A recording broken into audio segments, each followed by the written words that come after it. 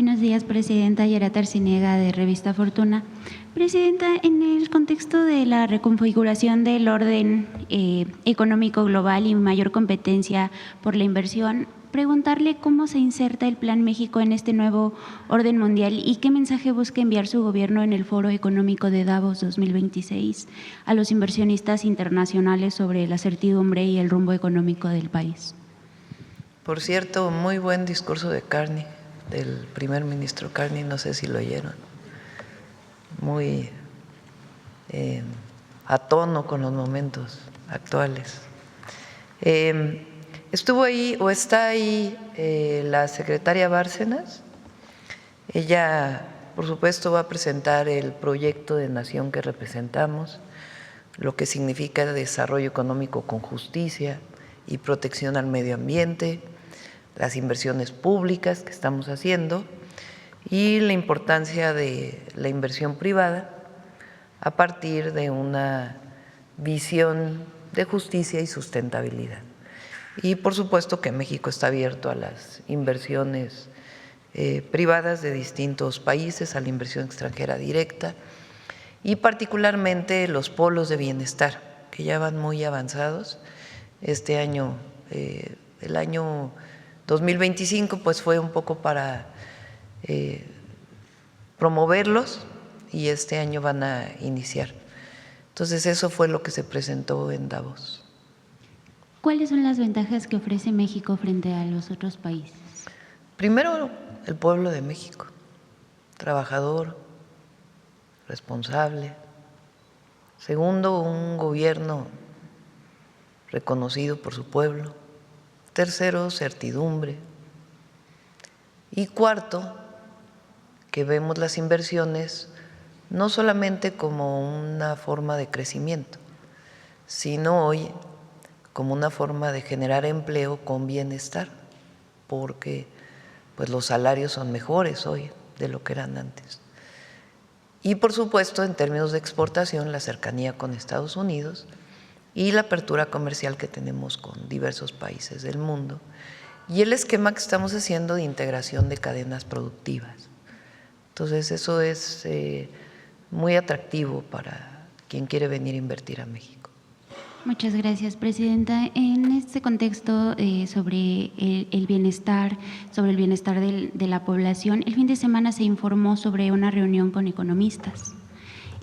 Preguntarle cuáles fueron los grandes temas que se analizaron sobre esa reunión y pues en Revista Fortuna publicamos esta semana un texto del economista Jorge Flores Kelly en donde precisamente planteamos lo importante que es reivindicar pues el enfoque de que no es suficiente que el crecimiento económico se mida con el PIB, sino con indicadores que reflejen un mayor bienestar para la población. Se habló de este tema en la reunión con los economistas, Presidente. Sí, la teníamos planeada desde hace tiempo. La idea era un poco escuchar, siempre es importante escuchar la visión que tienen académicos.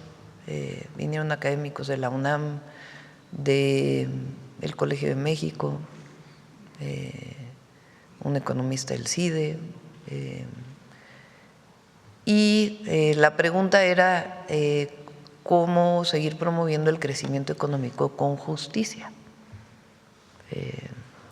Y ahí dieron sus puntos de vista. Obviamente, pues coincidimos en el tema de la inversión, de aumentar la inversión pública y la inversión privada. Coincidimos en el tema de que los aranceles puestos por Estados Unidos pues habían generado en 2025 una situación particular para México, aunque es para todo el mundo. Y pues fue un buen ejercicio de escuchar. Puedes no estar de acuerdo con lo que están planteando, pero siempre escuchar es importante. Entonces, sobre este y otros temas también vamos a estar haciendo algunos seminarios para invitar a algunos académicos y conocer sus puntos de vista. Muchas gracias, Presidenta. Sobre las mejores prácticas en auditoría, sabemos que este tema se ha analizado pues, en recientes reuniones con empresarios como la del 3 de noviembre, en la que participó el empresario Carlos Slim y Francisco Cervantes. Es importante que los empresarios, Presidenta, sepan que pues, se les está escuchando para que cumplan en tiempo y forma con el pago de sus contribuciones. La mayoría pagan.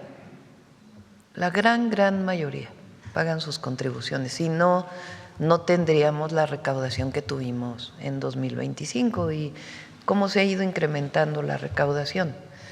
Entonces, la gran mayoría de los empresarios pequeños, medianos, grandes, pues han entendido que estamos en un nuevo momento en el país y que es importante seguir contribuyendo y contribuir bien con lo que se debe pagar y lo que establece la ley, ni más ni menos, sino lo que establece la ley. Entonces, digamos, en ese sentido no hay problemas. Hay quienes pidieron que estuvieran más claros los criterios con los cuales el SAT hace auditorías. Entonces, el 5 de enero se publicaron, que lo presentó aquí el secretario de Hacienda, los criterios para hacer auditorías a los grandes contribuyentes. Y son criterios generales de solo una auditoría al año, en fin, algunos temas en los que había algunas dudas, entonces se publicaron los criterios y creo que en eso pues hay total certidumbre. Lo que sí, pues es que ya no es como en el periodo neoliberal, donde se acercaban al gobierno y a cambio de alguna canonjía o a cambio de algo particular para algún funcionario, pues se les condonaban impuestos. Entonces ya está en la Constitución, lo estableció el presidente López Obrador, que no se pueden condonar impuestos, que se tienen que pagar los impuestos. Y la mayoría pues lo ha entendido y hemos tenido una muy buena recaudación y yo creo que todos lo están entendiendo. Esperemos. Presidenta, ya por último, el pasado 12 de enero el secretario Edgar Amador participó en una reunión ministerial de finanzas sobre la seguridad de cadenas de suministro de minerales críticos. Preguntarle si podría compartirnos algo sobre, si tenía conocimiento de esta participación, si podría comentarnos algo, fue en Washington, y especialmente cómo se traduciría esta coordinación financiera con el Tesoro de Estados Unidos en inversiones reales para México. Fue una reunión del G7, México no es parte del G7, pero nos invitaron junto con otros países, no solo de América Latina, sino del mundo. Invitaron al secretario de Hacienda, consideramos que era pues importante asistir y en efecto, uno de los temas que hoy es motivo de preocupación, disputa internacional, digamos, son los llamados minerales críticos. Dependiendo de la fuente de información de la institución, los minerales críticos se catalogan de distinta manera. Hay quien cataloga 60 minerales críticos. Por ejemplo, hay quien pone a la plata como mineral crítico. Hay quien no pone a la plata como mineral crítico. Es decir, no hay una sola definición de cuáles son los minerales críticos. También se habla de las tierras raras, que son elementos que están en la tabla periódica en una posición especial porque tienen ciertas características. ¿Qué tiene de característica estos materiales críticos, estas tierras raras? Solo hay pocos países que tienen reservas de estos minerales. ¿Para qué? Por ejemplo, el litio. El litio es considerado un material crítico. ¿Por qué son importantes estos materiales críticos o estas tierras raras? Pues porque hoy, particularmente, por ejemplo, para las energías renovables, para baterías, para la construcción de molinos de viento, de turbinas eólicas, para la construcción de paneles fotovoltaicos o de otras energías renovables, o también para vehículos, particularmente vehículos eléctricos, o cualquier vehículo, son materiales que son indispensables. Si se fabrican autos en un lugar y ese lugar no tiene esos materiales críticos, pues entonces tiene que importar materiales críticos. En un mundo en donde, digamos, la globalización se ha puesto en duda a partir de los aranceles del presidente Trump y hay más, una visión más proteccionista, pues estos materiales críticos, estas tierras raras se vuelven muy importantes en las cadenas de suministro. ¿Qué son las cadenas de suministro? Pues eso, si se va a construir un coche, ¿qué materiales necesitamos para construir ese coche? Entonces, la reunión fue justamente sobre eso, la seguridad, lo que significa la cadena de suministro de materiales críticos. Por ejemplo, las tierras raras, que son, repito, elementos muy específicos, China es el país que más reservas tiene. Además, pues, de todas las fortalezas hoy de China en su producción de tecnología y de otros productos, pues tiene esa, digamos, fortaleza. ¿Qué tiene México, por ejemplo? México tiene algunos minerales muy importantes. Somos, desde la colonia, el principal productor de plata del mundo. Tenemos minas de plata muy importantes. Zacatecas es el estado de mayor producción de plata. La plata ha ido creciendo su valor y es muy importante. El oro también, en algunas de las estadísticas o de las clasificaciones, se considera crítico. Nosotros también tenemos oro. Litio lo tenemos, pero con arcilla, que no es tan barato producirlo, que por cierto, el otro día me preguntaron que si ya teníamos la tecnología para sacar el litio, ya se tiene. El tema pues es que se está valorando el costo de sacar litio de material arcilloso, digamos como barro que está revuelto con litio, entonces mucho más difícil que cuando está revuelto con arena. Entonces, hoy en el mundo uno de los grandes, así como el petróleo sigue siendo, ya no tanto, uno de los temas principales, pues igual los materiales críticos son muy importantes porque pues son suministro básico, materia prima básica para la construcción de muchas cosas y particularmente la electrónica. Entonces, por eso cuando uno va a reuniones internacionales, tema es minerales críticos, tema es tierras raras. Entonces, la reunión fue sobre eso, no es que se haya tocado en particular algún tema, sino la importancia de los materiales críticos y de las tierras raras y la clasificación que hace Estados Unidos de esos materiales críticos. Ahí está la plata, por ejemplo.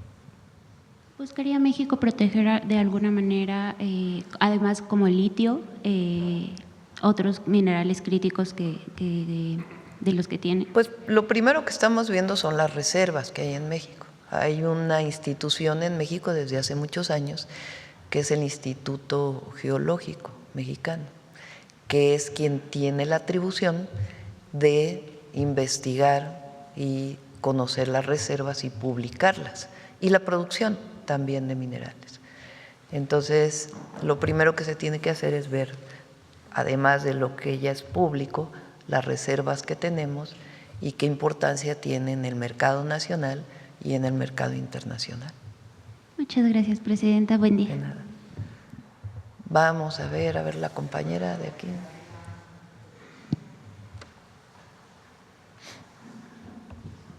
Gracias. Buenos días, presidenta. Karina Aguilar, de Diario 24 Horas.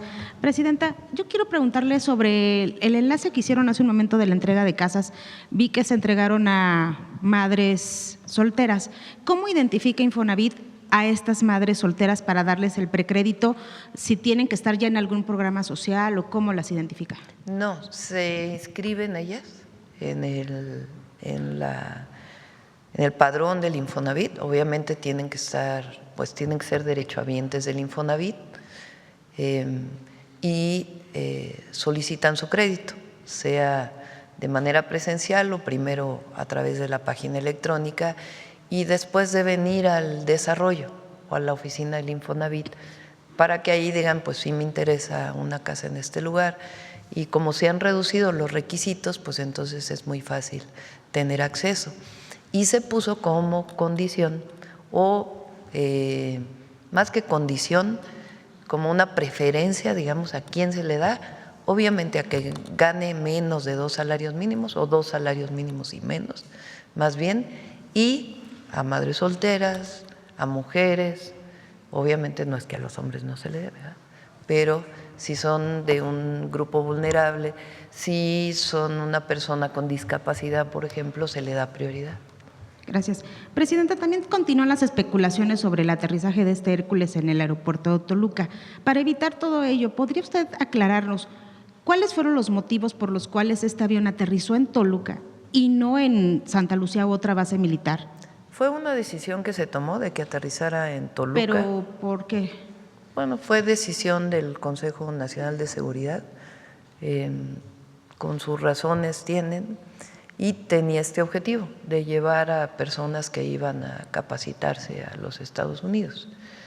Hemos tomado la decisión, o he tomado la decisión, vamos a decirlo así, de que cuando sea la capacitación, es muy importante pues que las capacitaciones se aprueban en el Consejo Nacional de Seguridad, no es nada más una institución que decide individualmente. Pero que es mejor que vaya un avión mexicano a Estados Unidos a dejar a quienes van a llevar la capacitación, a que venga un avión de los Estados Unidos a recogerlos, ¿no?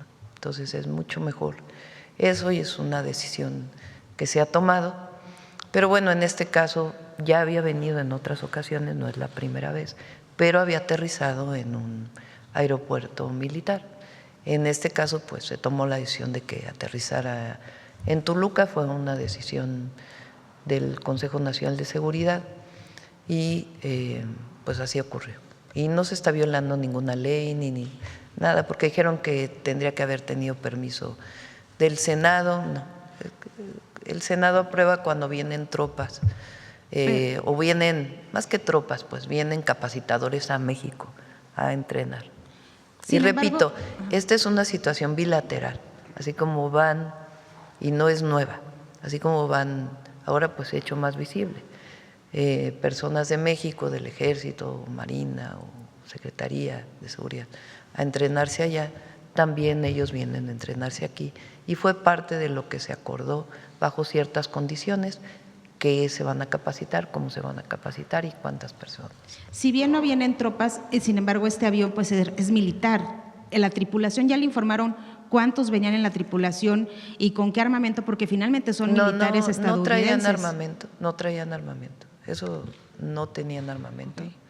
Venía el piloto y la tripulación del avión. ¿Cuántos? ¿Ya le informaron? A ver si nos dicen cuántas personas, pero es el piloto y quien tiene que viajar. Entonces ya nadie no se va más. a permitir el ingreso de estos aviones para pues bajo condiciones especiales de logística, ¿verdad? A ver, si un avión tiene que, pues como los barcos que han entrado, si tienen que cargar combustible por alguna circunstancia, etcétera, así es.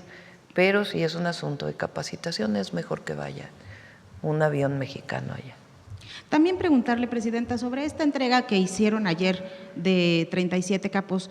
¿Esta también fue avisada, pactada o platicada en su conversación con el presidente Donald Trump? No, es algo que viene de los grupos del entendimiento bilateral.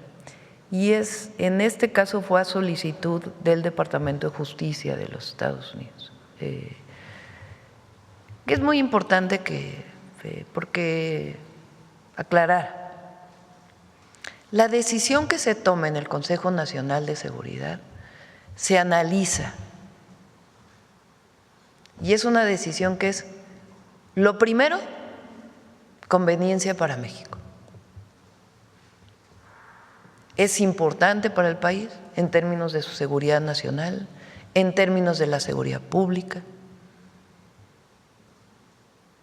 Es decir, se pone primero a México, por encima de todo, aunque pidan lo que tengan que pedir. es una decisión soberana y se analiza a partir de las consideraciones de la política de seguridad nacional, de protección de la soberanía, etcétera. Y sí es parte de fue a solicitud del Departamento de Justicia. Y ahí se analiza cada uno de los casos. Y una vez que se toma la decisión, pues entonces se hace el envío. La mayoría, muchos de ellos extraditables. Pero es una decisión que tiene que ver con un análisis de México. No lo piden, ahí va. Okay. No, porque eso es lo que andan los comentócratas y demás. Ay, que se entregó porque hay que quedar bien, porque obviamente es una relación de colaboración, de coordinación, pero la decisión se toma a partir de las consideraciones soberanas de México.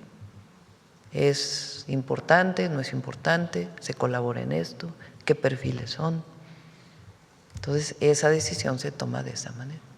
Gracias. También preguntarle, Presidenta, ¿habrá alguna investigación hacia la embajadora saliente de Reino Unido, Josefa González, quien ha tenido ya diversas denuncias de empleados de esa embajada por malos tratos? No hay ninguna en particular en Relaciones Exteriores, ninguna investigación contra ella.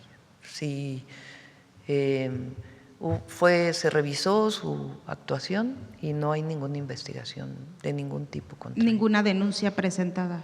Sí, parece que hubo en el periodo anterior, en la administración del presidente López Obrador, pero se analizaron y no fueron conducentes. Ella hizo un buen papel allá en Inglaterra, en Reino Unido.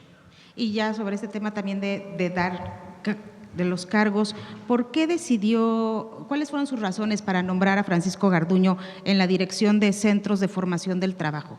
Sí, él viene desde hace mucho tiempo trabajando. Él es doctor en Derecho, eso es importante, no es un perfil cualquiera. Él siguió un proceso y salió en libertad, o sea, ya no está bajo proceso de ningún tipo. Y se analizaron distintos perfiles para particularmente ese puesto y se tomó esa consideración, que es polémico porque la oposición siempre va a decir que sí, pero él terminó su proceso, no tiene ya ningún proceso jurídico y con Mario se tomó esa decisión. En el marco de la reforma electoral, el Partido Verde ha pedido que se le trate por igual, que porque son aliados, no están subordinados a Morena ni a ningún otro partido, que bueno, finalmente la apoyaron igual en las campañas y demás. ¿Estaría usted pensando en este contexto, como ellos han pedido, recibirlos, así como recibió a los dirigentes y coordinadores de Morena, también recibir a los dirigentes y coordinadores del Verde y del PT porque ellos aseguran que son iguales, son aliados? A ver, la decisión de la reforma que ya vamos a enviar muy pronto es una decisión a partir de los foros que se hicieron de la reforma electoral. No es un toma y daca de que, a ver, y tiene que ver con lo que piensa la gente.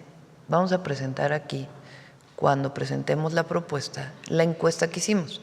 Se hizo encuesta con 3 empresas encuestadoras para conocer la opinión de la ciudadanía.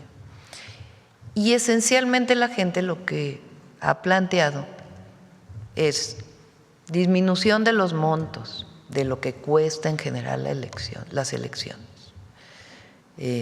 incluidos los partidos políticos. 2, mayor democracia en otros temas, no solamente el electoral. 3, el tema de la representación proporcional. Sobre todo no les gusta a la gente las listas de gente que no conoce y que por el porcentaje queden como diputados. Y en particular el tema de los mexicanos en el exterior, que ellos tienen el interés de que los diputados que los representen sean elegidos por ellos. Esa es una demanda de ellos. que no sean de las listas pluris que decida el partido, sino que ellos quisieran elegir a sus propios diputados, porque a la fecha solo votan por presidente o presidenta y en algunos estados por gobernador o gobernadora, solo por el ejecutivo, no votan por el legislativo. Sin embargo, tienes representantes de los mexicanos en el exterior. Ellos dicen, pues si vamos a tener representantes, pues que los elijamos nosotros. Entonces estamos viendo bajo qué circunstancia pueden elegirse allá, que puedan votar por sus propios representantes, por partido político, obviamente. Entonces, esencialmente son esos temas y son los que la gente ha pedido. Y nos interesa mucho la parte de la democracia representativa, mayor democracia participativa, perdón, donde la gente pueda decidir sobre muchas cosas en el país. Entonces, tiene que ver con eso. Por supuesto que se va a enviar al Congreso. Ya depende del Congreso si se aprueba o no se aprueba. Pues nosotros vamos a enviar una propuesta responsable. Pero entonces definitivamente no los recibirá, al Verde y al PT. Los he recibido en otras ocasiones, pero no es para decir, a ver, ¿cómo le hacemos para que ustedes estén de acuerdo con la reforma? No. O sea, los hemos recibido para la agenda legislativa, sí los hemos recibido en otras ocasiones.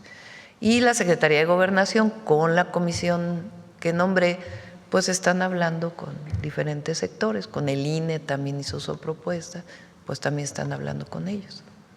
Y ya por último, también sobre reforma electoral, ¿está pensando en poner algún capítulo especial para la regulación de la IA en el uso de campañas políticas, para evitar estas deepfakes o para evitar el uso de audios o de imágenes que puedan ser alteradas para denostar a los contrincantes? Sí, es importante.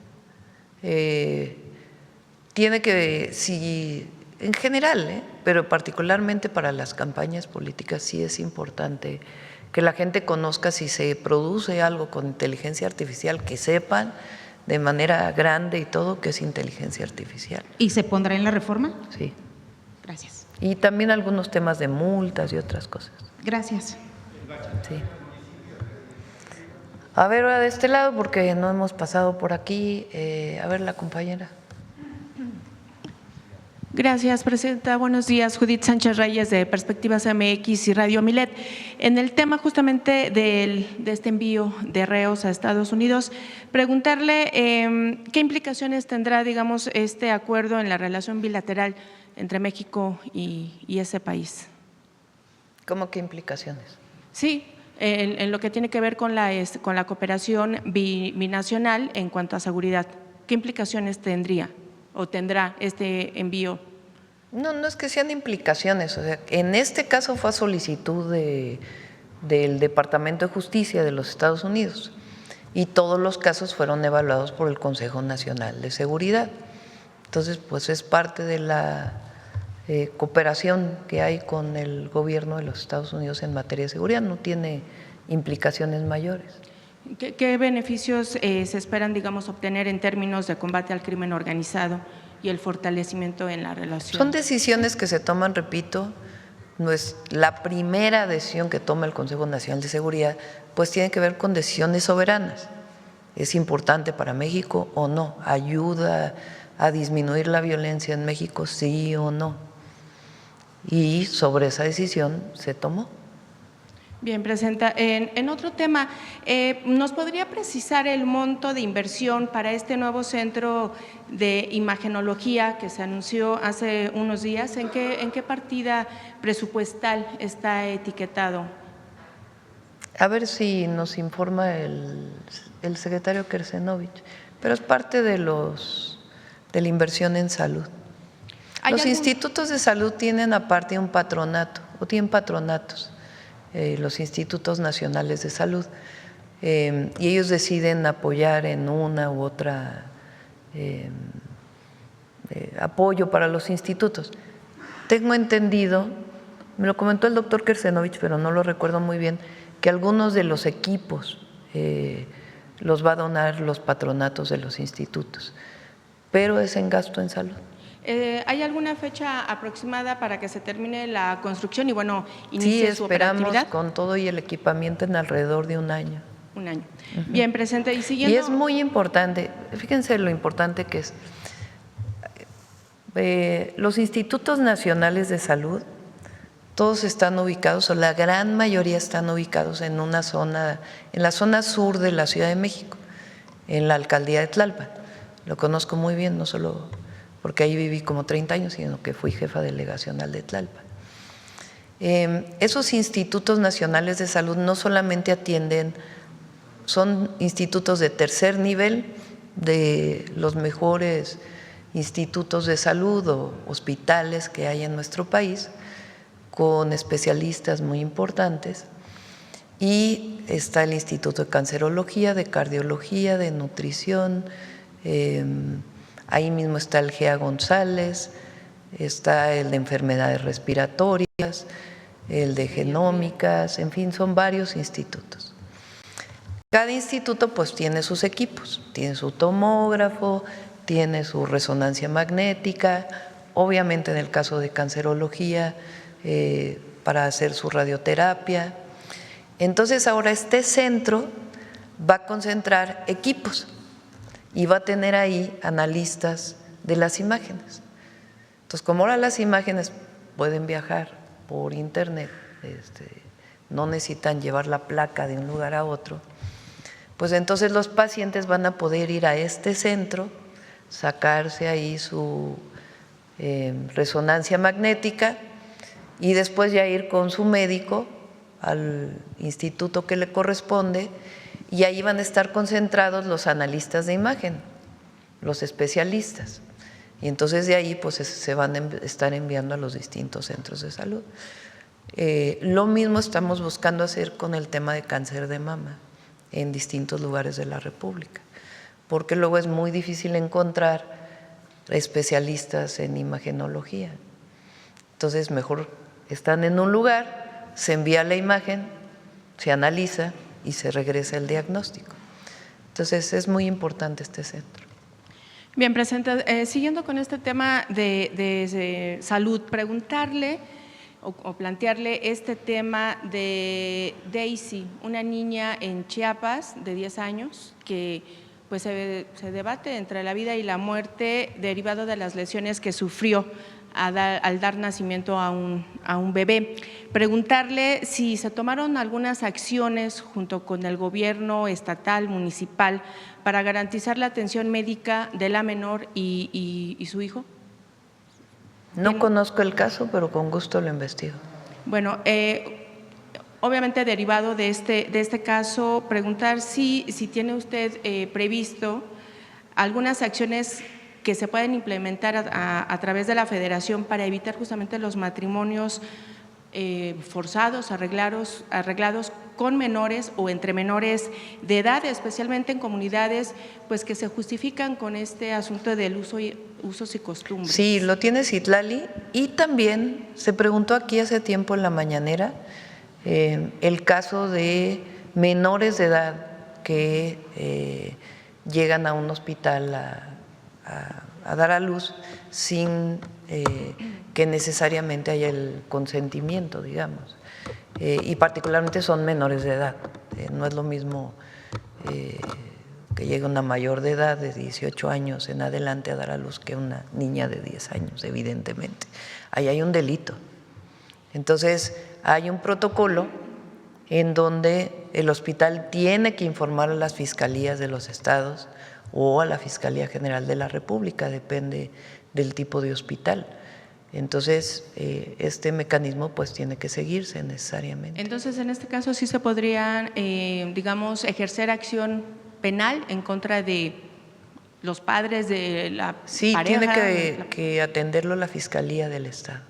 Bien, Presidenta. Y en otro rubro, si bien la resolución de la Suprema Corte de Justicia de la Nación que impide que la Auditoría Superior del Estado de Guerrero y el Congreso local continúen investigando a la alcaldesa de Acapulco, Abelina López Rodríguez, por este desvío de aproximadamente 900 millones de pesos correspondientes al presupuesto federal asignado a ese municipio durante el ejercicio fiscal 2023, es correcta porque no tienen, digamos, facultades para fiscalizar esos recursos. Esto no la exime pues, de los señalamientos, perdón, e incluso tampoco cierra la puerta para ¿Cuál fue una… la resolución? ¿O cómo sí, lo comenta? la resolución de la Suprema Corte es que la Auditoría Superior Superior del Estado de Guerrero y el Congreso local ya no pueden seguir investigando a la alcaldesa por este desvío de recursos. Están obviamente en lo correcto porque los recursos son del ejercicio fiscal, son federales, entonces, pero esto, digamos, no es que ponga sobre la mesa su inocencia, los señalamientos y las observaciones siguen ahí. En ese sentido, preguntarle si ustedes como federación, bueno, se apoyarán más bien en la Fiscalía Especializada en Combate a la Corrupción, ya que el desvío de recursos es un delito federal. Pues tiene que haber una denuncia. Y la Auditoría Superior de la Federación, si son recursos federales, pues puede hacer la auditoría. Entonces, tiene que haber una denuncia en este caso. Entonces, quien decida poner la denuncia, pues tiene que hacer la investigación, como en todos los casos cuando se presenta una denuncia. Las observaciones de la Auditoría Superior de la Federación es justamente de este desvío. Ahora, ¿usted cómo califica la gestión de la alcaldesa justo en cuanto a la rendición de cuentas y transparencia de los recursos, presidente? Más allá de mi calificación, es la calificación de la gente y el cumplimiento de la ley y de toda norma, como es obligación de cualquier servidor público, presidente municipal, diputado, senador, diputado local, regidor, regidora, gobernador, gobernadora y presidenta de la República o cualquier secretario o secretaria. Nosotros estamos obligados a cumplir con una norma y a cumplir con la ley y juramos defender la Constitución y las leyes que de ella emanen. Entonces, si hay un señalamiento contra una presidenta municipal, contra un presidente municipal, pues evidentemente tiene que presentarse la denuncia y darle seguimiento e investigar. Y el pueblo mismo pues define si uno tiene una buena labor o no tiene una buena labor. Esa es la manera en que ocurre en nuestro país, más allá de la opinión personal de la presidenta de la República. Bueno, yo le preguntaba justamente de su calificación porque la semana pasada que estuvimos justamente en el puerto hicimos un sondeo y la calificación es reprobatoria. Entonces, por eso yo le preguntaba. Bueno, hay que hacer una encuesta, ¿no? Porque en general, pues cuando se quiere conocer la opinión de la ciudadanía, pues tiene que haber una muestra representativa, ¿no? Entonces, más allá de una opinión personal, pues lo importante, si hay una denuncia, es que se siga la investigación. Entonces, en este caso, si se presenta una denuncia, que se siga la investigación. ¿Qué estamos haciendo nosotros en Acapulco? Pues muchísimo, una inversión de más de 7,000 millones de pesos. En Guerrero completo, una inversión de 1,800 hicimos con los puentes nada más, para recuperar los puentes y la repavimentación. Estamos apoyando al pueblo de Guerrero. Ahora, la evaluación de la presidenta municipal la tiene que definir la gente y si hay una irregularidad, pues que se presente la denuncia. Presidenta, la investigación que la Fiscalía Especializada en Combate a la Corrupción de Guerrero abrió justamente contra la alcaldesa por presunto cohecho tras recibir un collar valuado más o menos en 200,000 pesos, ¿fue tema de conversación con la gobernadora ahora que estuvo usted por allá? No. ¿No? Bien. Y finalmente, presidenta, preguntarle si usted sabe cuál es el estatus de la presunta vulneración de bases de datos personales pertenecientes a diversas instituciones públicas que dio a conocer a finales del mes pasado la Secretaría Anticorrupción y de Buen Gobierno, si sabe cuáles son las dependencias involucradas y si le han dado a conocer las implicaciones que tendría este hackeo. Entró cuando hay un tema de alguna vulneración de alguna base de datos, de inmediato entra la agencia digital o de la Agencia de Transformación Digital. Se resolvió el problema y Raquel puede dar toda la información sobre este tema. Y presidenta, justamente en este terreno de los datos personales, Con este asunto de la credencialización que se va a dar a nivel salud, ¿está garantizado justamente esa información, que es una información muy delicada, el asunto de los expedientes clínicos de los derechohabientes? ¿Está garantizada la información? Sí, totalmente. Hay un programa muy importante que llevamos de ciberseguridad en el gobierno. Diario, el otro día me lo dijo Pepe Merino, son decenas de ataques que se reciben, diario. Y hay un sistema muy robusto de ciberseguridad y que se sigue protegiendo, pues de distinto tipo. Entonces, sí están protegidos y la gente tiene que decir ahí que está dispuesta a que sus datos personales puedan ser llevados de una institución a otra, porque ¿quién es dueño de los datos personales? Uno mismo. Nadie es dueño de los datos personales más que uno. Entonces, a menos que haya comisión de un delito, se puede acceder a datos a partir de que un juez diga sí puedes acceder a esos datos. ¿Se tienen entonces candados justamente para No proteger? solo candados, un programa Es un integral programa. de ciberseguridad. Y sí. en cuanto a sanciones para quien en un momento dado, al tener acceso a estos datos, Está en la los ley, pueda está filtrar. en la ley las sanciones que pueda tener alguien que vulnera la seguridad de los datos personales. Gracias, presidente. Sí. A ver, la compañera. Buenos días, Romina Gándara. Sin embargo, presidenta, en el discurso del primer ministro de Canadá, Carney, pues habla de esta recomposición en el mundo y de cómo pues los países y las naciones están buscando su posición en este nuevo orden. Estamos bastante integrados, México, a Estados Unidos y a Canadá, pero pues mañana pueden desenganchar nuestro vagón de ese tren. Preguntarle qué haríamos frente a una situación así, frente a algo así, y hasta dónde hay márgenes para abrirnos vías hacia otros bloques comerciales. Lo estamos buscando. O sea, nosotros, recuerden que el próximo, no buscando, digamos, estamos trabajando en ello, porque no es buscar así nada más. Nosotros tenemos la firma del convenio o de la ratificación y modernización, actualización del Tratado Comercial con Europa. Eso es a mediados de este año. Eso ya se negoció por parte de México y de Europa. Ellos tienen que aprobarlo y aquí se tienen que aprobar por nuestros respectivos congresos. Pero es algo que ya está y vamos a seguir avanzando.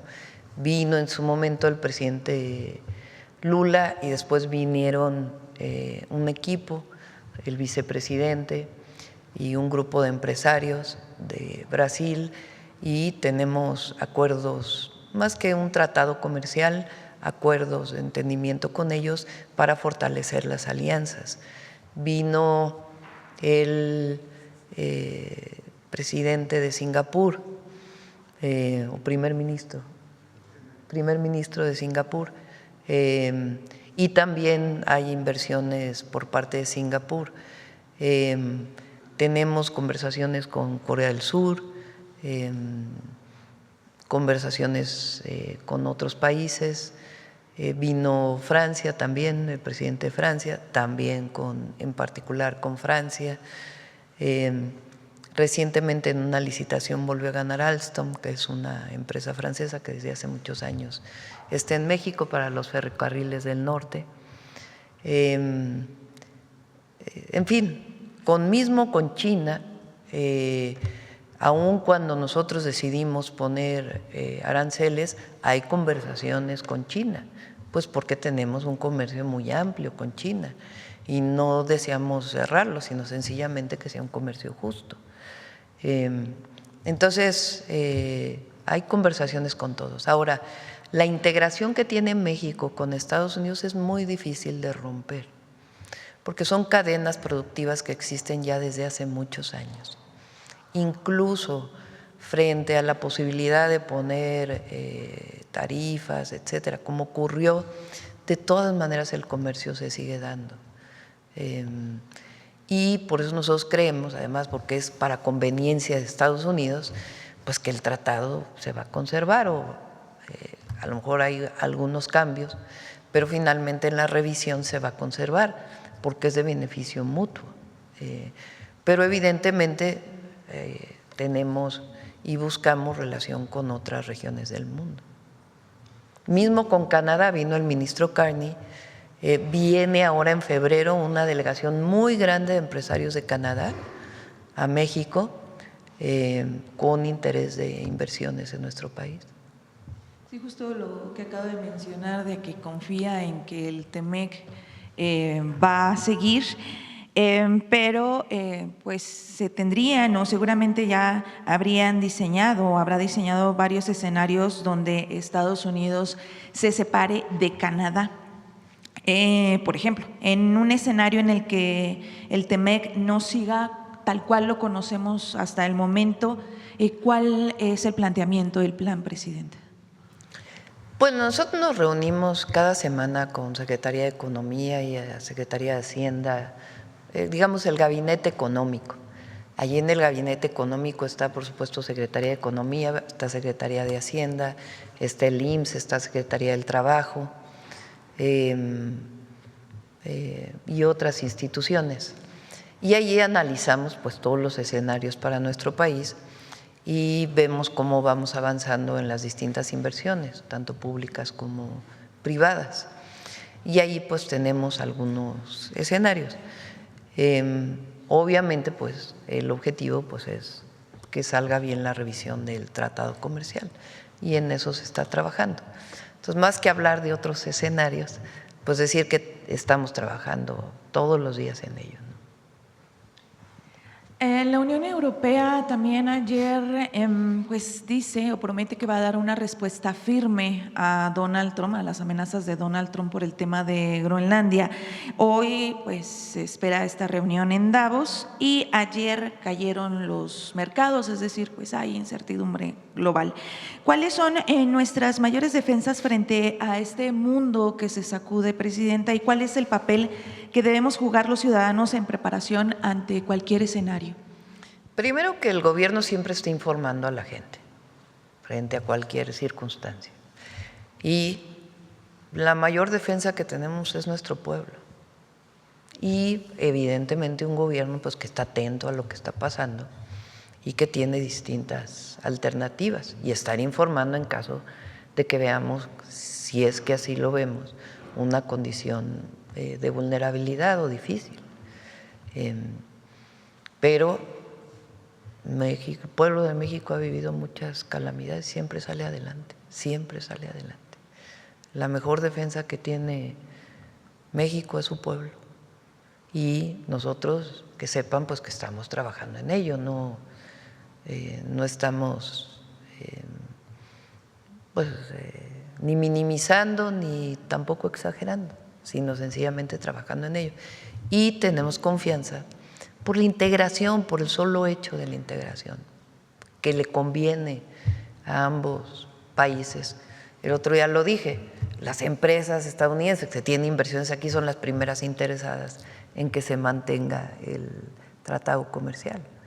Entonces, tenemos confianza en que, quizá con algunas variaciones, pero que va a seguir existiendo este tratado entre México y Estados Unidos. Muchas gracias. Vamos a ver, Nancy. Gracias, presidenta. Buenos días a todas y a todos. Nancy Flores, de la revista Contralínea. Presidenta, ayer usted habló ampliamente de las luchas históricas de nuestro país, sobre todo desde la izquierda, por la democratización de México, estas luchas que costaron vidas por la represión de primero el Partido de Estado, el PRI, y luego del Partido de Acción Nacional. Incluso fraudes, hizo toda una historia. Y sobre este tema me gustaría preguntarle sobre todo lo que está emergiendo a propósito de la discusión de la reforma electoral, porque parece que posturas que estaban antes distantes ahora se están juntando. Se lo comento porque claramente está por una parte la oligarquía que representa Claudio X González Guajardo presentando una propuesta que avala el INE, que en realidad no es ninguna novedad, es dejar las cosas como están, simplemente cambiarle de nombre a algunas situaciones o simular pues que se está proponiendo una reforma electoral cuando en realidad es dejar las cosas como están.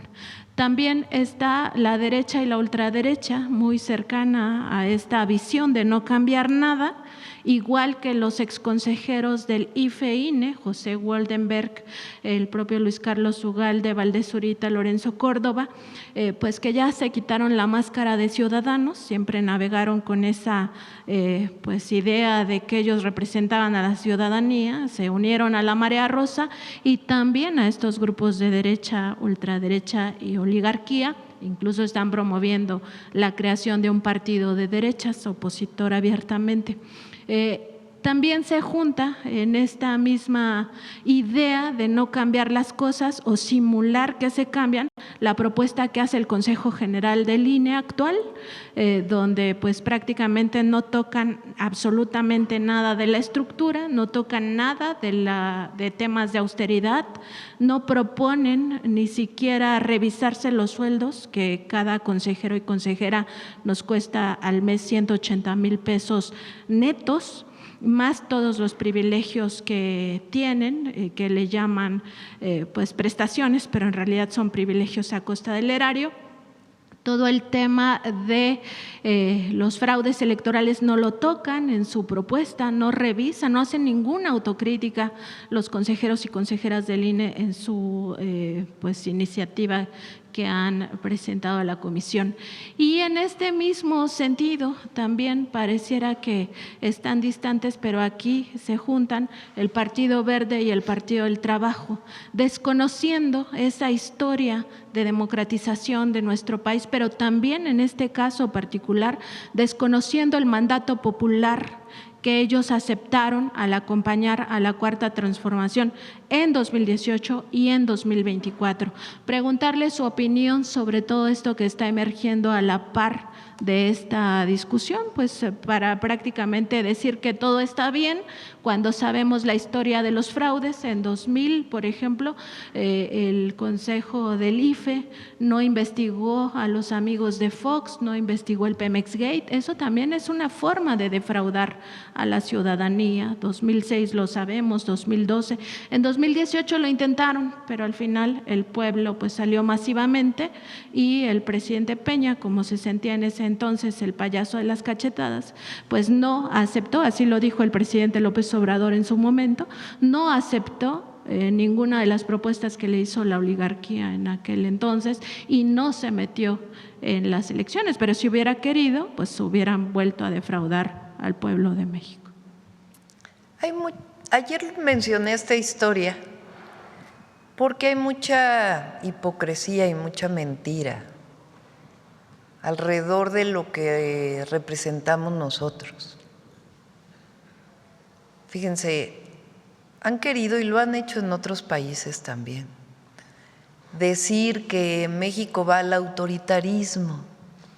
¿Qué es el autoritarismo? Lo contrario de la democracia. Es un régimen que no tiene ni libertad de expresión, ni libertad de reunión, ni hay una sola representación, no se permite que en las televisoras, que en los radios, que en las redes sociales se hable en contra del gobierno. Es un régimen autoritario, utiliza la represión, la violencia para callar voces que están en contra o manifestaciones que están en contra. Entonces, ellos creen que por repetir, ahora sí que di muchas veces una mentira y será realidad, como el principio de Goebbels. Entonces, por repetir muchas veces, el gobierno de la presidenta Sheinbaum, igual que el del presidente López Obrador, es autoritario, va al autoritarismo, vamos hacia Venezuela, vamos hacia Cuba, vamos hacia no sé hacia dónde. Es autoritario, va al autoritarismo, va al autoritarismo, va al autoritarismo. ¿Creen que por repetirlo, pues la gente se lo va a creer? A ver, los radios, vean hoy la mayoría de los medios, las televisoras, particularmente Una Hora, habla todo el día en contra. ¿Y qué hacemos nosotros? Debatimos, eso sí. Tampoco es que nos estemos cruzados de brazos, tenemos derecho de réplica. Entonces, ¿hay libertad de expresión en México? Bueno, nada más hay que oír el radio, nada más hay que oír a esta televisora. Pues claro que hay libertad de expresión, aquí mismo en la mañanera. ¿Hay libertad de movilización? Bueno, hay movilizaciones todos los días, por todos lados. Hasta la gente dice, oigan, ya quiten esa movilización. Hay libertades para moverse de un lugar a otro en nuestro país, sí. Es un país de libertades. Entonces, ¿de cuándo acá nosotros somos autoritarios? Por eso dice la historia ayer, si alguien ha luchado por la democracia hemos sido nosotros. Entonces tienes a un expresidente como Fox diciendo, la presidenta nos está llevando al autoritarismo, cuando él promovió un juicio contra López Obrador penal para que lo desaforaran y no pudiera ser candidato a presidente, cuando él promovió un fraude electoral en el 2006. Bueno, entonces, ¿dónde está la consecuencia? Entonces, hay mucha hipocresía.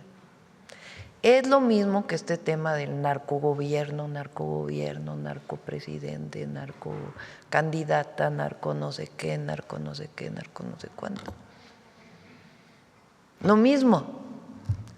¿Por qué dicen eso? Bueno, para que no nos acordemos de García Luna. El único que está preso, secretario de Seguridad, y en Estados Unidos, por haber estado involucrado con el narco, fue el secretario de Seguridad, o es el secretario de Seguridad de Calderón. Lo que hemos dicho, imagínense, 40% menos homicidios, detenciones, envío de grupos, de cabezas de grupos delincuenciales. ¿Cómo vamos a estar involucrados?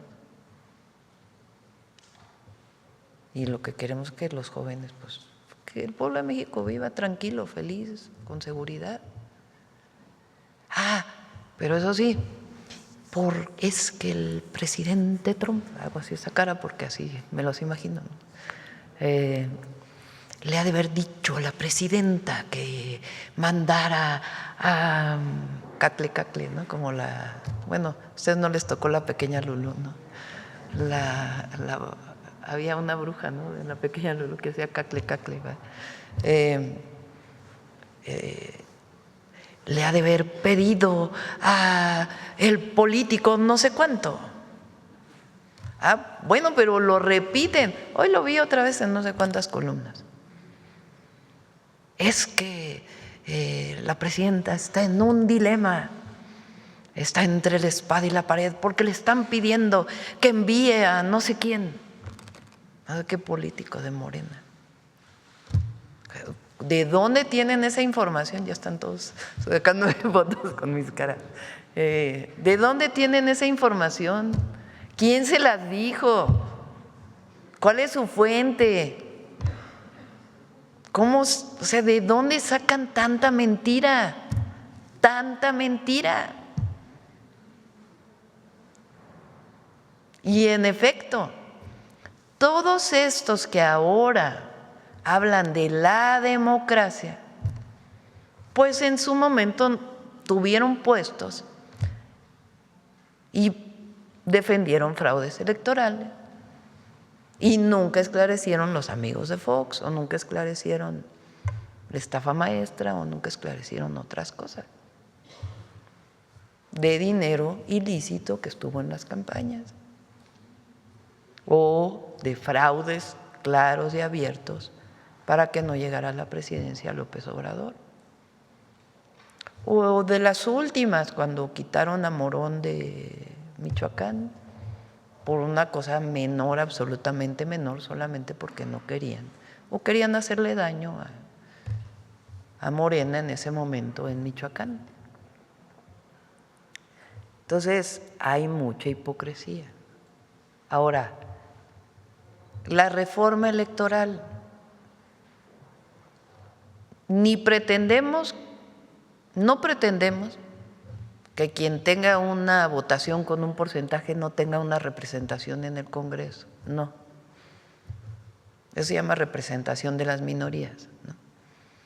Que si, por ejemplo, no sacaste ningún diputado ni nominal, pero tienes 15% de la votación, bueno, pues tienes que tener una representación en el Congreso. Dije 15% por poner un ejemplo hipotético.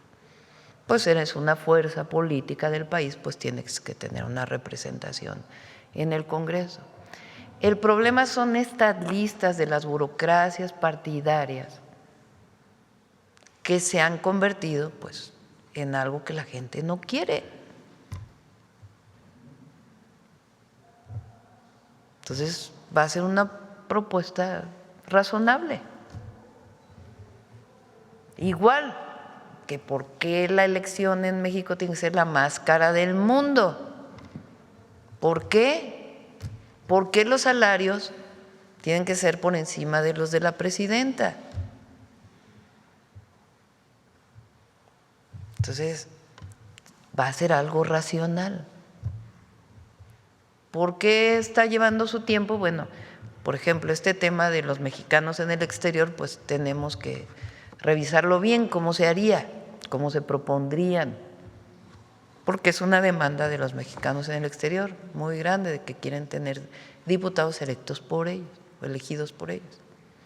Entonces, no es trivial cómo, entonces están analizando distintos escenarios.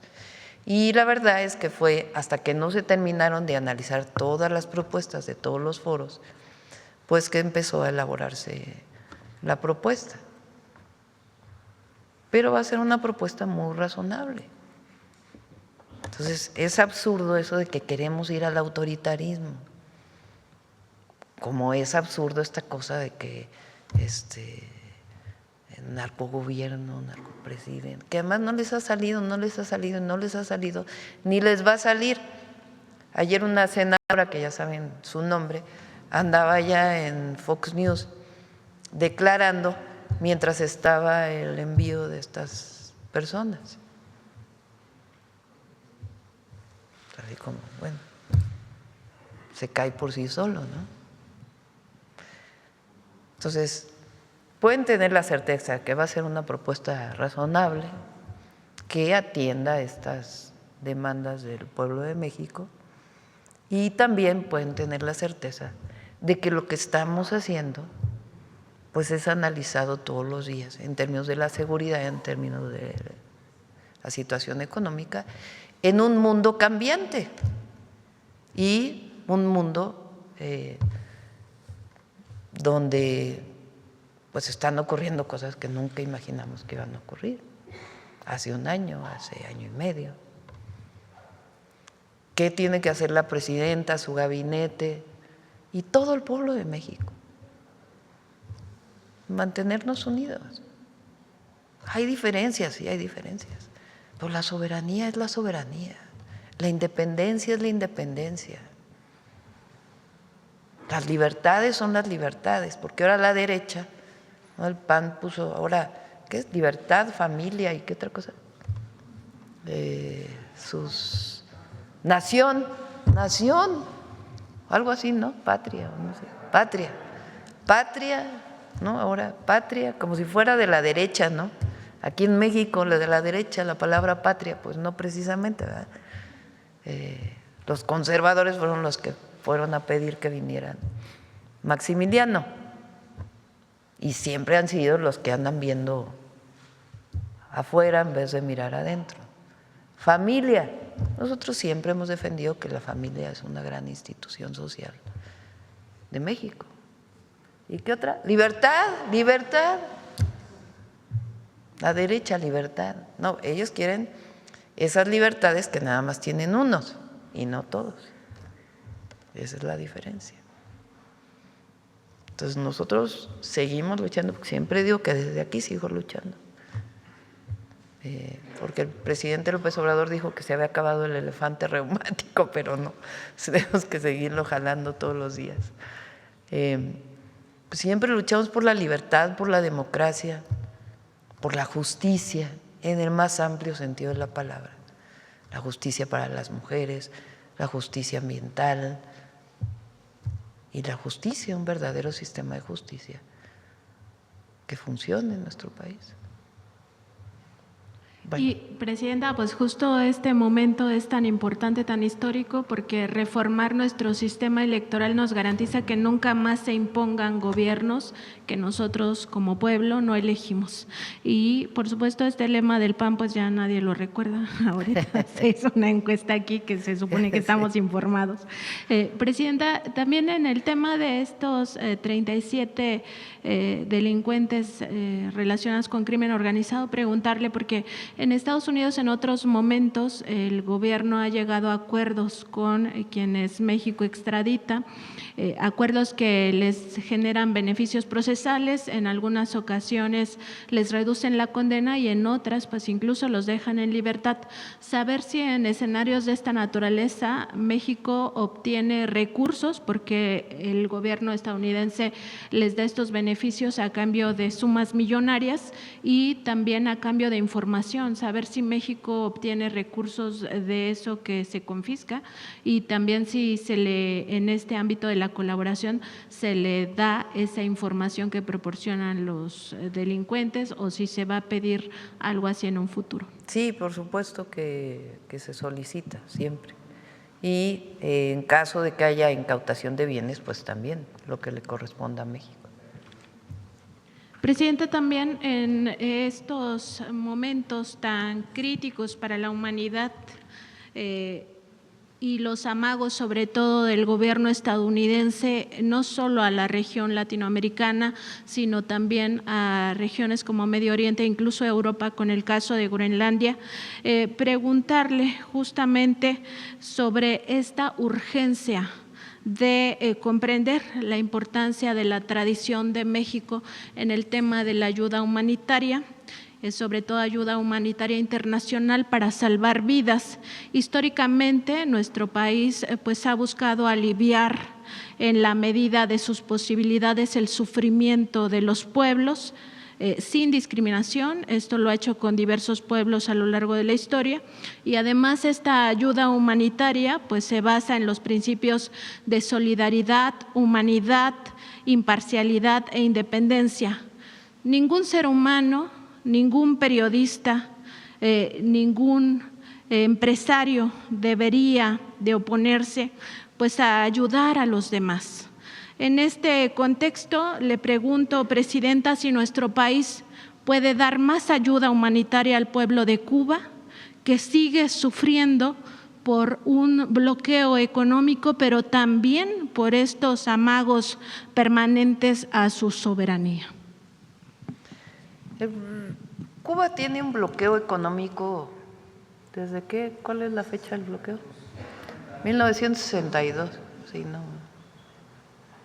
¿Qué quiere decir un bloqueo económico? Pues que hay sanción a los países que apoyan. Y este bloqueo ha ido, se fue incrementando por parte de Estados Unidos. Cuando hay un bloqueo económico, pues entonces no puedes importar y exportar libremente. Entonces las condiciones de desarrollo de un país pues son muy difíciles. México fue el único país en su momento que se opuso a ese bloqueo. Ahora ya son 100 y tantos países que en la Conferencia de Naciones Unidas se opusieron al bloqueo. Prácticamente fueron 2 países los que siguen manteniendo el bloqueo. ¿Por qué se mantiene? Pues porque hay países que, aunque no debería ser así, pues tienen más fuerza que otros. Entonces, México con Cuba ha mantenido relaciones desde todos los gobiernos. Con el PAN un poco menos. Zedillo, cuando fue a Cuba, se reunió con la oposición cubana también, pero fue a Cuba. Salinas fue a Cuba. Incluso en aquel entonces, cuando había sido el fraude electoral, decíamos nosotros, pues, ¿por qué Cuba reconoció a Salinas de Gortari? Pero todos los gobiernos han tenido relación con Cuba. O sea, era un gobierno priista el que levantó la mano para defender que no hubiera bloqueo. López Mateos, ¿no? O ya era López Mateos, ¿no? O Díaz Ordaz. López Mateos, ¿no? A ver, chécale nada más para… ¿Por qué? Porque nuestra Constitución, México no es… A ver, ¿con quién es la doctrina Estrada? Es uno de los… después de Calles. El secretario de Relaciones Exteriores era Estrada y hace una doctrina. Esa doctrina tiene que ver principalmente con que México, la relación que establece es con los pueblos. Ese es un principio muy importante, es con los pueblos. Después, en la época de López Portillo, se presenta esta reforma constitucional que hoy es parte del artículo que hemos leído aquí, de defensa de la soberanía, solución pacífica de los conflictos, etcétera, etcétera, estos principios. Pero bueno, siempre ha habido relación con todas las naciones del mundo, a menos que haya un golpe de Estado, una ofensa que nosotros consideramos a los pueblos, o una ofensa contra México. Pero se mantiene la relación con los pueblos. Entonces, México, todos los gobiernos han tenido una relación de apoyo a Cuba. ¿Por qué? Porque es al pueblo cubano. Más allá de si estás de acuerdo o no con el régimen de Cuba. Entonces, cuando hay un bloqueo extremo, la gente está viviendo penurias, pues México siempre ha sido solidario. Entonces, en el caso del petróleo ha habido envío de petróleo por contratos, esa es una parte. Peña Nieto, por ejemplo, le quita la deuda a Cuba de lo que debía de petróleo cuando llega. O sea, para que vean la relación independientemente de los gobiernos. El presidente López Obrador envía petróleo por las 2 razones, tanto por contrato como por razones humanitarias en algunos casos, y nosotros decidimos seguir con lo mismo. Entonces, ¿qué decimos ahora frente a la situación? Si México puede ayudar a generar mejores condiciones para Cuba, siempre vamos a estar ahí. Entonces, es una relación con el pueblo cubano en condiciones de mucha dificultad, de mucha dificultad. Entonces, ¿qué dice la derecha en México? No, que están regalando petróleo a costa del México. Pues no, no es a costa, porque es muy poco realmente, de lo que se produce es muy poco lo que se envía. Pero es un apoyo solidario pues a una situación de penuria, de dificultad que vive un pueblo. ¿A poco si nosotros, toquen madera, no viviéramos una situación difícil, no quisiéramos? Cuando ha habido sismos, cuando ha habido problemas, recibimos apoyos de muchísimas naciones del mundo. Entonces, en efecto, tiene razón, es un asunto que tiene que ver con la política exterior de México y por cómo somos los mexicanos. Mexicanos somos fraternos y eso no tiene por qué desaparecer. Sí, porque al final esto alivia penurias de los pueblos y aquí de lo que se trata pues es ayudar a ese pueblo que está en sufrimiento, Presidenta, y también preguntarle, porque ahora pues estuvieron circulando sobre todo en redes sociales, pero también en otros medios, esta fotografía falsa o varias fotografías falsas del avión Hércules descargando misiles. Sí. Y que incluso algunos comunicadores pues compartieron esa mentira, ¿no? Esas imágenes falsas. Preguntarle sobre la importancia de reflexionar también sobre esta deliberada tergiversación que han hecho algunos opinadores, algunos comentócratas e incluso algunos medios de comunicación de este concepto de máximas libertades. Como se sabe, pues no hay libertades absolutas y los límites se marcan siempre en el respeto de los derechos humanos. Es decir, nadie, ni las personas, ni los periodistas, ni los opinadores, ni los comentócratas, ni los medios de comunicación tenemos la libertad máxima de violar el derecho humano a la información de los demás. Tampoco tenemos la libertad máxima de ofender, de discriminar, de agredir, de amedrentar, agraviar, difamar o violentar de alguna manera a los demás. Tampoco existe la libertad de mentir. El artículo 3 del Código Internacional de Ética Periodística de la UNESCO pues señala claramente que en el periodismo la información se comprende como un bien social y no como un simple producto. Esto significa que el periodista, el comunicador o el comentócrata pues comparten la responsabilidad de la información transmitida. El periodista es responsable frente al gran público, es decir, frente al pueblo. Preguntarle sobre esto, Presidenta, de cómo se ha tergiversado, porque hace un rato cuando le preguntaba justo el tema de la democracia nos decía, pues están diciendo del autoritarismo cuando en realidad hay máximas libertades, pero aquí el punto es que se ha venido tergiversando este concepto pues para mentir, para agredir, para discriminar y eso es violaciones a derechos humanos. Les recomendamos la sección del detector de mentiras todos los miércoles. Y no es página, las redes sociales de Infodemia. Tienes razón.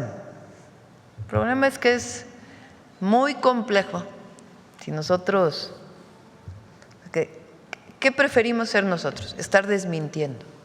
Puede ser muy desgastante, pero es mejor. Porque el límite entre la censura es muy complejo.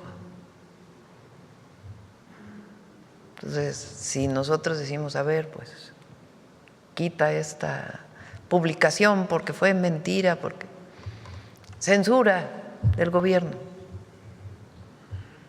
Entonces es mejor estar desmintiendo. Y sobre todo la gente informada, consciente, siempre, que no se deje ir con cualquier imagen, más ahora que son estas imágenes que pasan rapidísimo de 20 segundos, 10 segundos, que por cierto hace mucho daño eso a la mente porque te quita la concentración, es verdad. Hay mucho escrito sobre eso.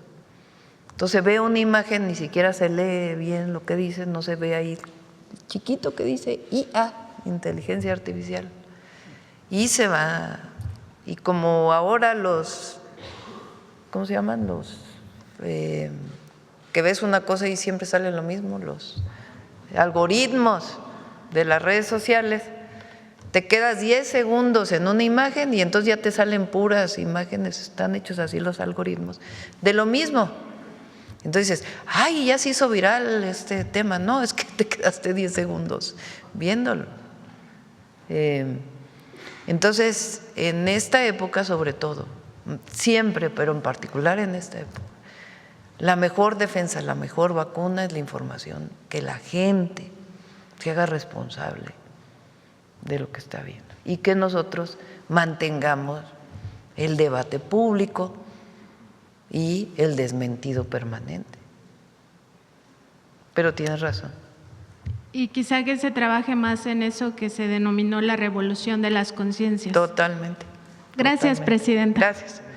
Bueno, ya hablamos mucho. ¿Quién más? A ver, bachetón, ¿quién va a hablar sobre el bachetón? Hablemos del bachetón. Nadie quiere hablar del bachetón. Gracias, Presidenta. Buenos días. Marco Antonio Olvera, del periódico Hidalgo News. Quisiera saber cuál va a ser la colaboración de los municipios donde está esto del bachetón, porque las provincias, en los pueblos y los municipios sobre todo son los que padecen, los habitantes, que los alcaldes pues no ponen mucha atención en ese tema. Quisiera saber cómo es la coordinación de este proyecto junto con los alcaldes y si van a participar todos los alcaldes del país o solamente las carreteras que especifico. Qué bueno que lo decimos, un llamado y a ver si los convocamos a los presidentes municipales, las presidentas municipales, a las y los gobernadores, que una parte de su presupuesto lo destinen al arreglo de las calles, a los bachetones municipales, estatales, no importa el partido político que sean, vamos por arreglar las calles. Eso estamos haciendo en el Estado de México, por ejemplo. Pero este recurso va para las carreteras federales. A veces ayudamos a las estatales también, ¿verdad? Cuando está cerca el equipo, la maquinaria y vemos una carretera estatal que no está en buen estado, pues ayudamos a bachear. Pero este va para las carreteras federales y pues que a ver si hacemos una reunión. Cuando entré al gobierno hicimos una reunión con todos los presidentes municipales. A ver si hacemos una para que destinen una parte de esos recursos porque es una demanda muy sentida. Sale siempre en las encuestas el bacheo. El bacheo.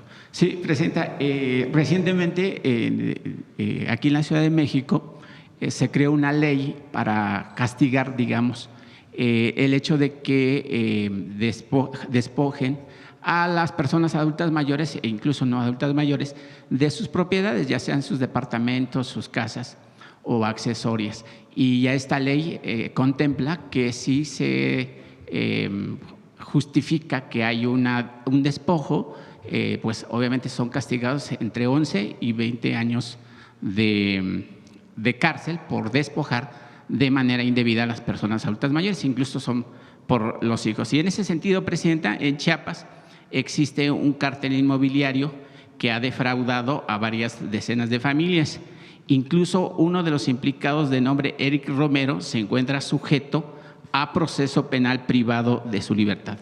Los afectados se quejan de que la Fiscalía Estatal ha sido un tanto omisa para apoyarlos en la necesaria y obligada reparación del daño por parte de los defraudadores. Yo no sé si usted haya tenido alguna indicación, más no una indicación, un informe de lo que está pasando en el estado de Chiapas con el gobierno que tiene el gobernador Eduardo Ramírez sobre este tema, y si existe la posibilidad que se le exija al fiscal Jorge Luis Llave Navarca que haga su trabajo en beneficio de las víctimas y así obtengan pues una reparación de los daños, porque pues obviamente mucha gente trabaja para tener un patrimonio y al final pues son despojados y desgraciadamente a veces es hasta la propia familia o gente que llega a rentar la propiedad de un departamento, una casa, y que por vivir ahí 1 o 2 meses o 1 año o 3 años, 4, pues ya se quieren adjudicar la propiedad. Pásanos el caso y lo revisamos. Sí, Presidenta, en otro tema, la Agencia de Seguridad, Energía y Ambiente, la ASEA, bajo la dirección de Armando Campo, ha tenido resultados relevantes con el programa Renagas para ordenar y regularizar gasolinerías y gaseras de gas LP. Cerca del 92% de las instalaciones alrededor de 17,000 se incorporaron al programa, lo que refleja un esquema exitoso de cumplimiento ambiental y de seguridad industrial. En ese contexto, me gustaría saber, Presidenta, si su gobierno contempla ampliar este programa a las instalaciones de autoconsumo de combustibles dentro de las empresas, ya que aunque existen cerca de 500 permisos formales, se estima que más de 14,000 empresas operan sin regulación ambiental ni con medidas de seguridad industrial adecuadas, lo que representan riesgos y accidentes para las personas y el medio ambiente. Le pedimos ahí a la Secretaría de Energía que evalúe este tema. Presidenta, otro tema más es con respecto a…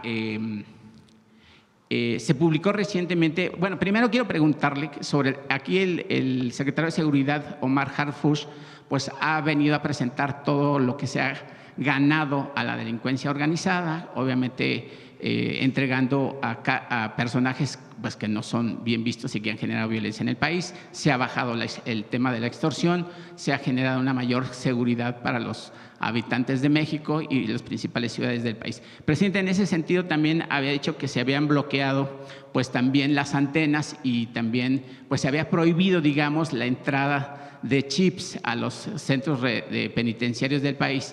Y en ese sentido, saber cuál es el programa que la Secretaría de Seguridad y usted como Presidente de la República tiene con respecto a un mejor control o un mejor trabajo de los directores de los reclusorios o los ceferesos, que pues el hecho de que entren chips a un reclusorio, pues no entran volando, ¿verdad? Obviamente alguien los autoriza o alguien los permite. ¿Cómo se está atacando ese problema, Presidenta? Porque desde dentro de las cárceles es donde se generan las llamadas de extorsión y obviamente pues todo lo que se está combatiendo en su gobierno. Si quieren, en una reunión que venga a seguridad lo tocamos. Es importante el tema del registro telefónico, porque ha habido también muchas noticias de que si pones tus datos van a ser usados por otros, que ahora ya le están dando la vuelta. Y ¿qué objetivo tiene esto? México es de los pocos países en el mundo donde los chips de los teléfonos se vendían sin identificación. ¿Y eso qué genera? Bueno, pues facilidad para cometer algunos delitos, como extorsión telefónica, como fraudes, que, como hemos dicho aquí, pues es un tema que queremos atender. Entonces, el objetivo pues es que cada chip esté asociado a una persona. En la medida que eso ocurra, pues va a ser mucho más difícil usar el teléfono para ello. Que le dan la vuelta a veces, me dicen que ahora están llamando en números que vienen de fuera de México. Sí, llamadas del lado extranjero. Sí. Entonces, todo esto va acompañado de campañas de difusión. Es importante que sepamos pues que son 154 millones de teléfonos en el país. Es decir, son 130 millones de mexicanos, incluidos los recién nacidos, ¿verdad? El recién nacido pues no tiene teléfono, quiere decir que hay personas que tienen 2 o 3 teléfonos. Sí. Entonces, pues es importante que no contestemos una llamada de un teléfono que no esté identificado por nuestros contactos. Y esas campañas van a venir también para proteger a la ciudadanía de cualquier llamada de fraude o de extorsión. Pero de todas maneras es importante, si se comete un delito con un teléfono, pues que haya el seguimiento y la identidad. Eso ayuda a mayor seguridad. Por eso se toman estas medidas. Hay quienes dicen, bueno, critican todo el día porque no se está haciendo nada por la seguridad, y cuando se toman medidas como esta, dicen, ¿y por qué toman esa medida? Porque andan queriendo investigar a la gente. Pues obviamente no. Es más, los registros los tienen las telefónicas, ni siquiera los va a guardar el gobierno, y se pide el teléfono cuando hay la comisión de un delito. Pero como estas, pues hay otras acciones que se toman también, y le pedimos al Gabinete de Seguridad que lo pueda informar. Pues, y en ese sentido, recientemente se publicó una investigación sobre la red de extorsión levantones y robos a casas habitación que operan en San Pedro Garza García, municipio de Nuevo León, donde se exhibe a los principales generadores de violencia. Se mencionaron los nombres de Jorge Hernández Chávez, alias El Choque, y de Gerardo Salazar, alias La Muñeca, como las cabezas de la organización conocida como La Oficina. Ambos ya fueron detenidos hace tiempo por posesión de droga, armas y puestos en libertad por un juez federal. Aquí se ha expuesto el tema en varias ocasiones, Presidenta, sin que haya logrado una solución. La Secretaría de Seguridad Federal designó a Omar Amador Escobar para atender el problema en representación del secretario García Harfuch, quien, por cierto, pues ha llevado un trabajo pues muy representativo y de gran eficacia para la seguridad del país y el combate a la delincuencia organizada, con el objetivo de desmantelar a esta organización. Sin embargo, según los empresarios refieren, que pues hay denuncias y siguen detenidas y no ha presentado ningún avance. Presidenta, ¿cómo lograr el avance del combate a la corrupción cuando pues ya se presentan a los líderes, supuestos líderes o supuestos acusados, porque nadie es culpable hasta que se demuestre lo contrario? Pues estropean el trabajo que se está haciendo su gobierno, que está haciendo el secretario, la Marina, la Defensa, pues para que avancemos y tengamos un México más libre y obviamente pues que todo el mundo pueda salir a las calles pues en la noche, en la mañana y en la tarde y disfrutar de este bello país. Bueno, recuerden que hay una parte que le corresponde a los estados, a las fiscalías estatales, a la policía, en ese caso la Guardia Civil Estatal, o municipales. Nosotros lo que hacemos pues es que hemos fortalecido la coordinación con todos, pero pues tiene que haber también una respuesta de las autoridades estatales, ¿verdad? Y nosotros ahí colaboramos en todo lo que se requiera. ¿Por qué? Porque hay muchos delitos que son del fuero común y son menester de las fiscalías estatales. Entonces, en este caso, pues ya pedimos que se pongan en contacto ahí con las autoridades estatales. Presidente, ya por último, ayer la secretaria del Bienestar pues presentó todo este programa que se está haciendo, pero también a mí me ha llamado mucho la atención que han recibido las personas adultas mayores con las enfermeras que acuden a sus casas para pues checar los signos vitales, para ver que no tengan un alto porcentaje de insulina, que no se han dado cuenta que tienen obviamente diabetes y también tienen hipertensión. Y el programa de farmacias del bienestar pues ha sido un hit, digamos, dentro de las poblaciones, porque pues llega la medicina pues como si llegara pues algún refresco de cola a las diferentes poblaciones que tenemos en este país. Están llegando. Recuerden que nada más está ahorita en el Estado de México. Sí. O sea, pueden ir, si tienen una receta, a cualquier farmacia de cualquier centro de salud del IMSS Bienestar, si la reciben. Ahora, el estante especial en los centros de salud para el programa Salud Casa por Casa está solamente en este momento en el Estado de México, en tiendas del bienestar del Estado de México y en los centros de salud. Sí, Presidenta, y en ese marco de esta estrategia, pues no sé si pretenda dar fin a los contratos millonarios y creación de empresas farmacéuticas de personajes como el diputado Andrés Villegas en Puebla, que se dice que se benefició, o sea, obtuvo a través de su cargo, pues para obtener contratos en Atlisco. Pues habría que averiguar y saber si esos contratos de personajes públicos pues siguen influyendo o tratando de enriquecerse, pues cuando el objetivo de Morena es otro, Presidenta, servirle a la nación Bueno, hay sin que ver mentir. si sí, pues que se investigue. Ok, muchas gracias, buen día. Buen día. Vamos a ver el compañero. Hola, buenos días. José Leveña de Publimetro. El año pasado se cerró la inflación en el 2025 en el 3,69% anual. Quedó por debajo de lo que habían previsto los analistas, que era el 3,8%. Y además quedó como la cifra más baja desde que empezó la pandemia. ¿Cómo ha conseguido contener la inflación el Gobierno de México en un contexto especialmente de incertidumbre económica y en el que se han aumentado los salarios mínimos en el país? Son varias acciones. Dos muy importantes son el PASIC, que es el PASIC, un paquete que se acuerda con los comercializadores y los principales productores de alimentos para que no aumente la canasta básica.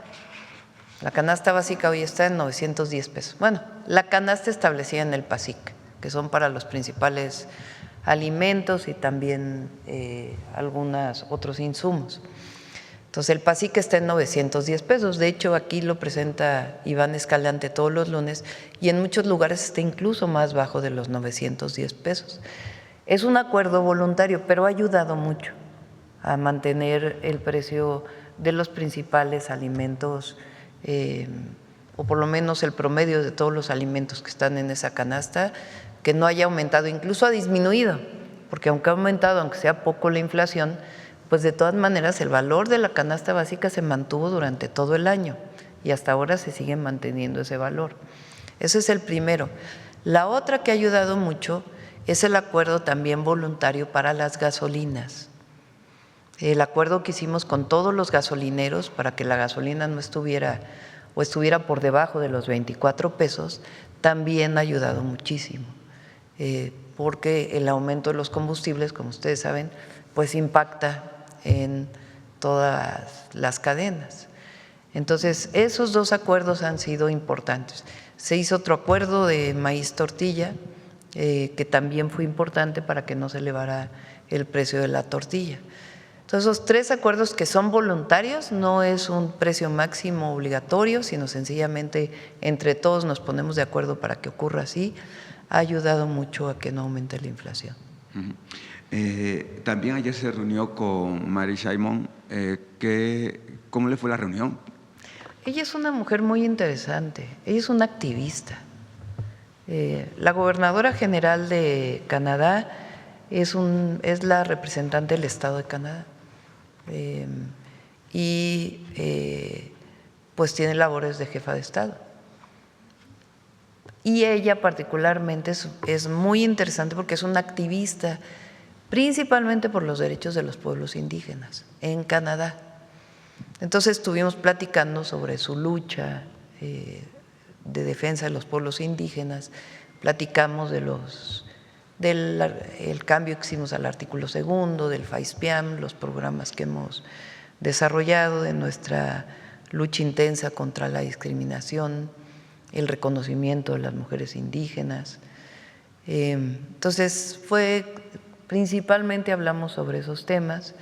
Ella tiene un programa muy interesante de reconciliación en contra, digamos, de la discriminación, y entonces busca que se hable de distintos temas en distintos espacios de la vida de Canadá y que se expongan las problemáticas, y a partir de ahí se establece un formato de reconciliación con la historia, digamos.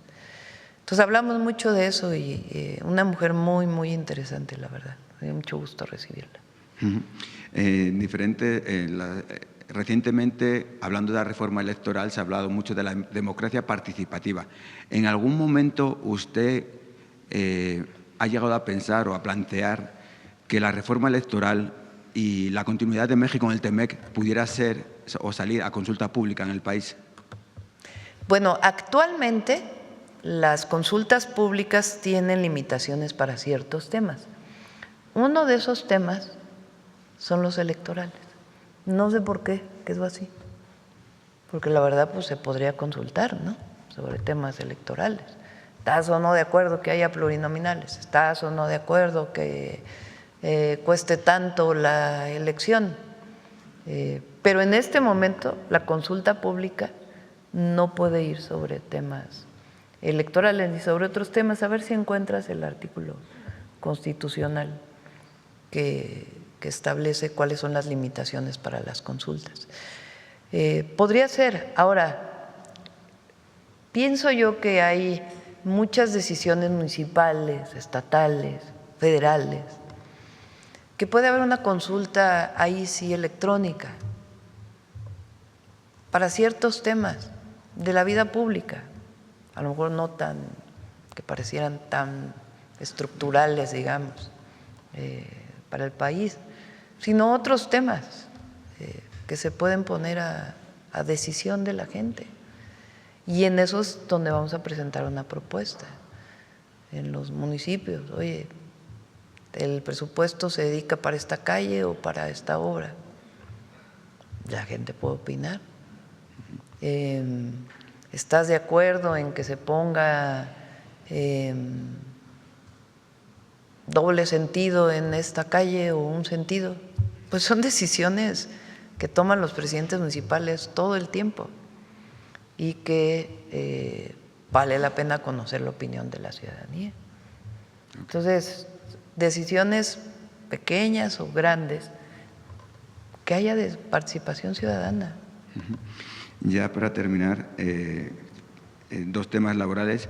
Usted ha puesto sobre la mesa y con su gobierno se ha regulado el tema de los trabajadores en aplicaciones, de repartidores en aplicaciones. Sin embargo, hay muchos sectores en los que también los trabajadores no cuentan con seguro, las prestaciones de ley y con el IMSS. En unos reportajes que hemos hecho en Publimetro y unos seguimientos, hemos localizado que con el aumento de la vivienda vertical de los condominios, cada vez se contratan más seguridad privada.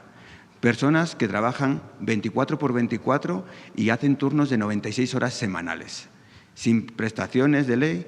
Entonces, me gustaría saber si el Gobierno pudiera poner ojo en este tema de la seguridad privada, en el que hay multitud de empresas que violan los derechos laborales de los trabajadores. Sí, estoy de acuerdo. Le decimos a Marat que pueda ver este tema. Y por último, ya se cumplen ya casi 3 meses y medio de la huelga del Monte de Piedad.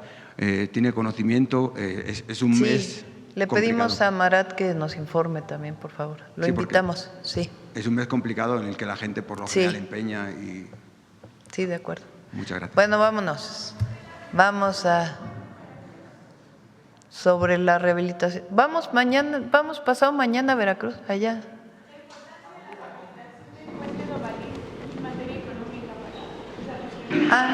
La rehabilitación del puente de Ovalí. ¿Quieres platicarlo sobre eso? Sí, el puente de Ovalí fue una de las 10 obras más importantes del mundo cuando se inauguró en los 80s. Es un puente que cuando llegamos ya había un diagnóstico de intervención. Lo he visitado 2 veces. Vamos muy bien. Se están cambiando los tensores. Se van a cambiar todos los tensores, tanto del primer apoyo como del segundo apoyo. Se tiene una restricción al paso en cuanto a carga. Entre las cosas que se implementaron ahora en mis visitas fue que pedí que se monitoree en tiempo real con instrumentación. Ya se aplicó, me pasaron los reportes, está todo comportándose en orden y estamos modificando la manera como estaban los tensores. Los tensores pasaban de un lado a otro con continuidad, ahora los vamos a poner separados para que sea mucho más fácil su sustitución a futuro.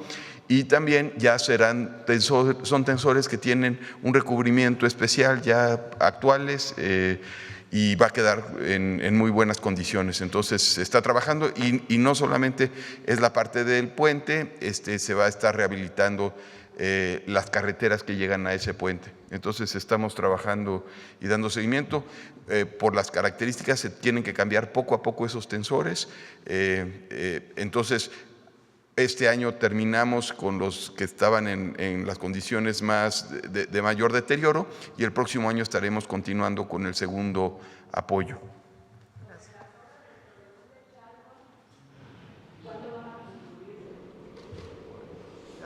La está haciendo el Estado de México. La obra del trolebús de Chalco, las 2 estaciones que faltaban, las está haciendo el Estado de México. Le preguntamos y con gusto les informamos.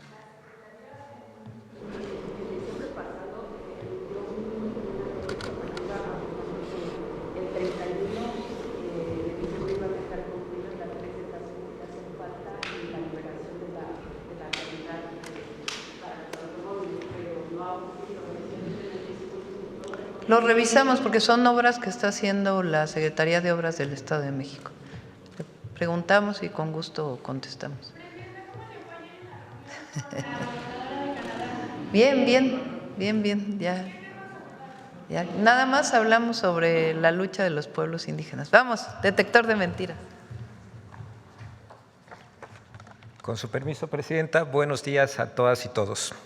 En la última semana, en medios de comunicación y en redes sociales se promovieron mentiras sobre el registro de líneas telefónicas móviles, creado para ayudar a combatir, como lo mencionó la Presidenta, diversos delitos como la extorsión e incluso el secuestro. Por otro lado, la desinformación y las noticias falsas sobre los sistemas de salud pública del país continúan difundiéndose, a pesar de que ya comenzará la credencialización para el Servicio Universal de Salud y de que cada 15 días, en esta Mañanera del Pueblo, se presentan los avances de la consolidación de los diversos sistemas de salud pública. Veamos el video del detector de mentiras de esta semana.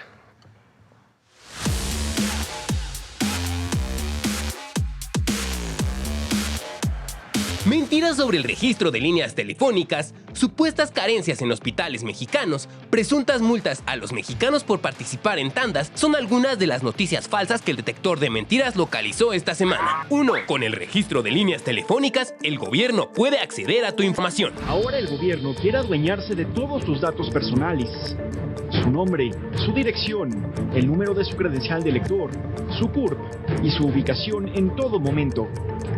Eso es lo que va a pasar con el registro obligatorio de su teléfono celular. ¡Mentira! La Agencia de Transformación Digital aclaró que las bases de datos son resguardadas exclusivamente por las compañías telefónicas.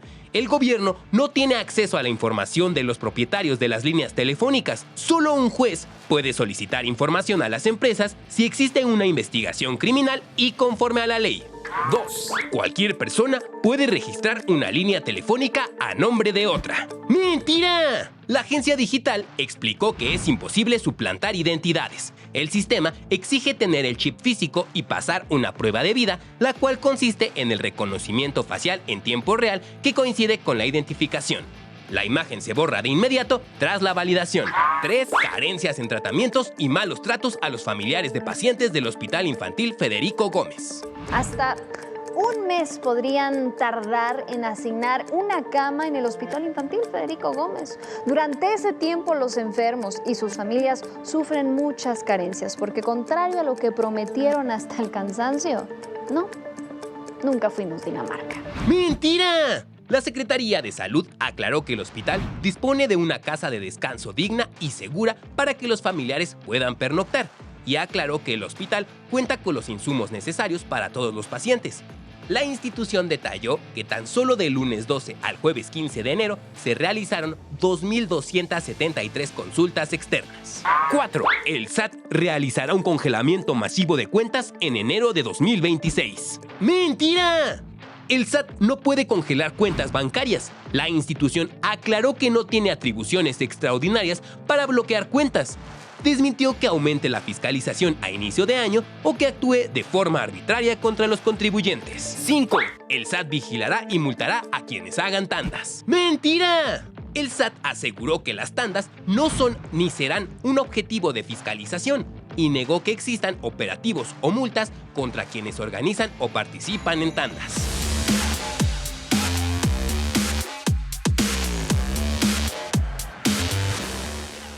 Gracias, Presidenta.